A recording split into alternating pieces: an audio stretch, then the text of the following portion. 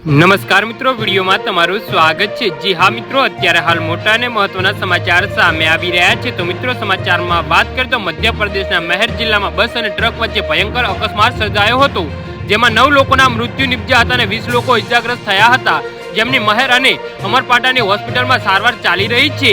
આ ઘટનાની જાણ થતાં જ પોલીસ કાફલો ઘટના સ્થળે પહોંચીને વધુ તપાસ હાથ ધરી હતી। જી હા મિત્રો, અત્યારે હાલ મોટા અને દુઃખદ સમાચાર સામે આવી રહ્યા છે। મધ્યપ્રદેશના મહેર જિલ્લામાં બસ અને ટ્રક વચ્ચે ભયંકર ટક્કર થઈ હતી। આ એક્સિડન્ટમાં 9 લોકોના મોત થયા છે અને 20 મુસાફરો ઘાયલ થયા છે।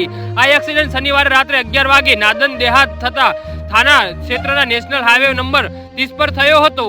જી હા મિત્રો, અત્યારે હાલ મોટા સમાચાર સામે આવી રહ્યા છે।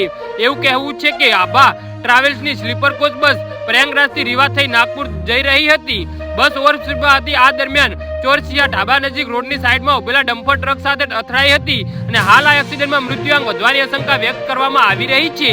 જી હા મિત્રો, અત્યારે હાલ મોટા સમાચાર સામે આવી રહ્યા છે।